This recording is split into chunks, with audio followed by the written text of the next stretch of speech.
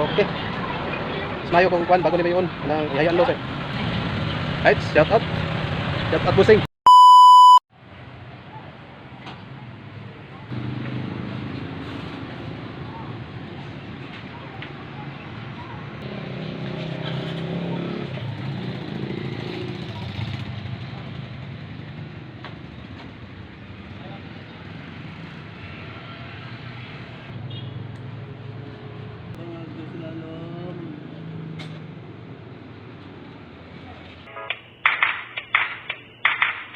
Ngayon, dito tayo kumuha ng source, yung positive supply dito sa sakit ng kanyang headlight. Ito yung pinakamadaling paraan yung gagawin natin ngayon sa pagkabit ng MDL. Dito tayo kumuha ng halot sa kanyang accessories wire dito sa sakit ng headlight ng live positive supply. At hindi na tayo magtatanggal ng pairings dito sa kulay itim na wire dito sa kanyang sakit ng headlight. Bukan natin yung susiyan kung meron na bang output. Kasi naikabit na natin dito sa 87 at sa 30 at saka 85 dito sa 86. Meron na tayong ground dito sa 86, naka-body ground siya dito 30 at saka 85. Kumuha tayo dun sa susiyan sa accessories wire, may sakit ng headlight. Bukan natin yun, ipit na natin dito sa ating ground, nakabada ground ito. Lagyan natin ng eye terminal. Paki Honda susi was Honda susi. So labay ba siya kurente?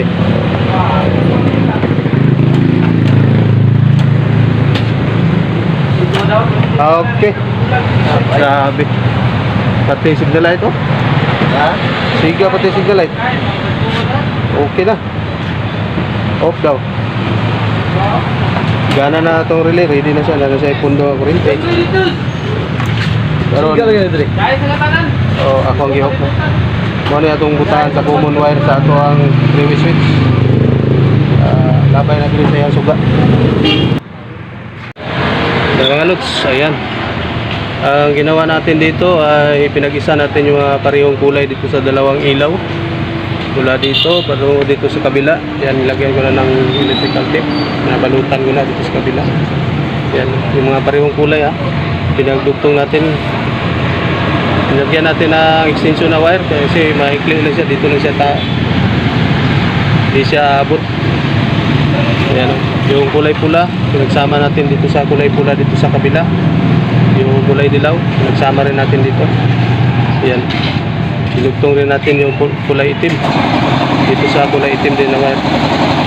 Yan. Ito na yung ipapagapang natin sa loob. Bubutasan natin dito. Yan, lagyan natin ng butas dito sa ilalim para isuot natin yung wire. Dito natin bubutasan. Mga lods, ito na yung galing sa ating three-way switch. Tugtungan natin ng wire para umabot siya dito sa ating relay. Ayan. Ito na yung three-way switch natin. Kapit natin yung dito sa three-way switch. Ngayon, subukan natin gamit nating test light. At naikabit na natin itong ating black wire na may stripe na white ng ating three-way switch sa number 87 ng relay. At ngayon, subukan natin yung high and low beam niya. Okay, baba. Function. At ayan, umilaw yung test light natin. Ibig sabihin natin yung high and low beam dito sa ating three-way switch. Sa aking wire. Ngayon, butasan natin itong ating pairings dito para meron tayong masuotan ng wire. Gamit itong ating limbas. Butasan lang natin itong kanyang cover dito. At ayan, okay na. Meron na tayong butas. Isuot lang natin itong wire. Itong tatlong wire na galing sa ating MDL light.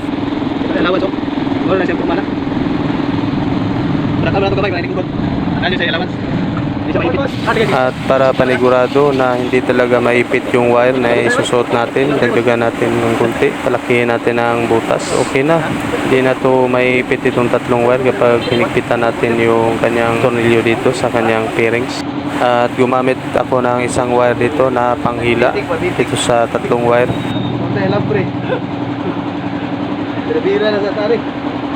At ito na, itagos na natin itong isang wire na gagamitin natin na panghila.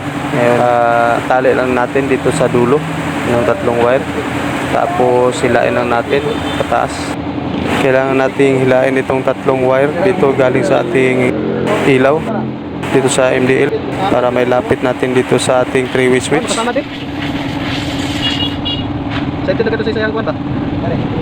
At ngayon isuot lang natin itong wire dito, itong tatlong wire galing sa ating ilaw, sabay hila. Yan dito sa ating ginawa na butas.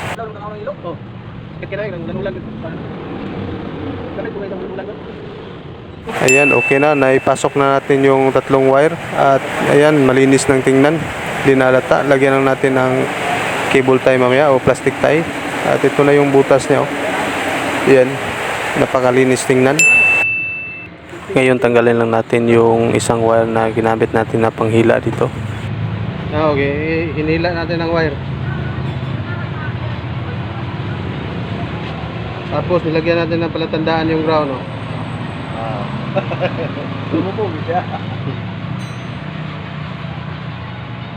Pag-isahin na natin dito sa nakabody ground. Galing ko na itong isa.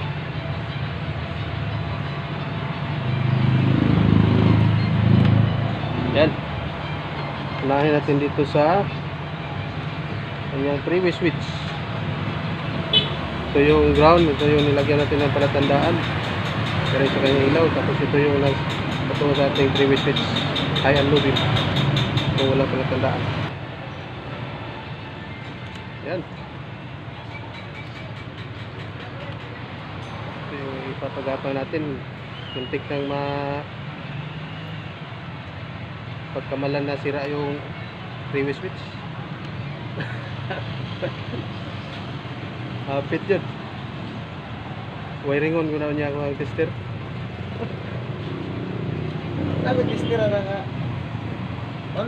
Mga lods, ito yung pinakamadaling paraan sa pagkabit ng MDL. Itong wiring connection na to. Sundan nyo lang ito mga lods. Yung ginawa ko dito sa relay, isa lang yung relay na ginamit ko dito. Yung ginawa ko dito ay pinag-isa ko yung number 85 at saka 30 ng relay. At ikinabit ko sa positive supply dito sa kanyang socket, sa kanyang headlight, sa kulay itim na wire, sa accessories wire. Tapos yung number 86 ikinabit ko dito sa chassis, dito sa kanyang harapan, dito sa kanyang tornilyo. Siya yung nagsisilbing ground dito sa ating relay. Tapos yung 87 sa wire na kulay itim na may stripe white dito sa kanyang 3-way switch. Tapos yung kulay itim na wire ng ating MDL, yan po ang ground dito sa kanyang ilaw. Tapos yung kulay pula na wire sa ating 3-way switch, kinabit natin sa red wire rin sa ating ilaw mismo. Tapos yung black wire, solid black wire, kinabit natin sa yellow wire ng ating ilaw. Yan lang mga lod. Sundan nyo lang itong video ko mga lod.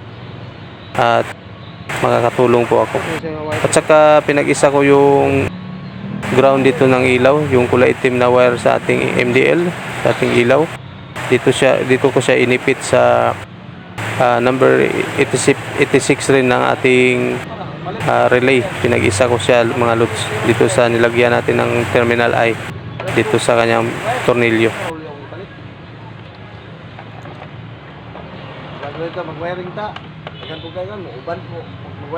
Ngayon pag-isahin lang natin itong wire ng ating ilaw mismo, itong galing sa kulay itim na wire ng ating ilaw. Ito po yung ground dito.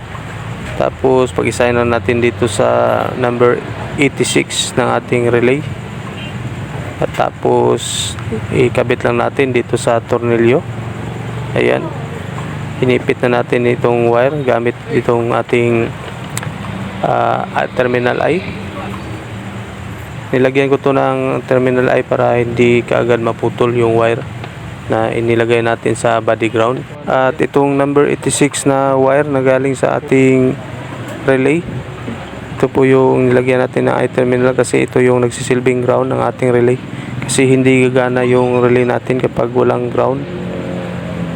Kasi yung trigger niya positive at saka negative.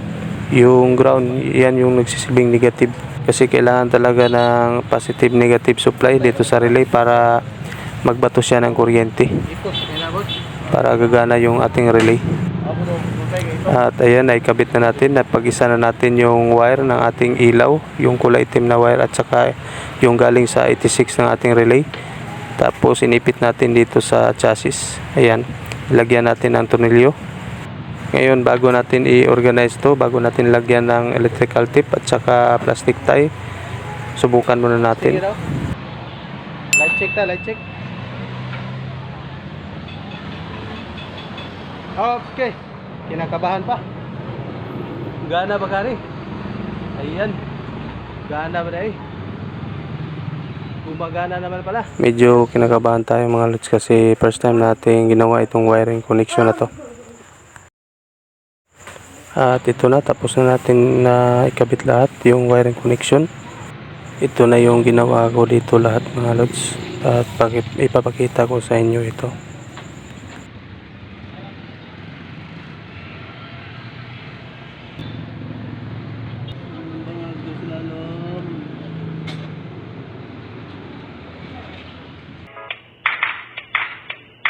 At ito na yung final light check natin. Okay. Smayo ko kuan bago ni mayon nang ihayaan lo sir. Na. Ya kandaron. Okay. Hayaan lo sir. Right, shout out. Shout out busing. Apel busing. Good sa.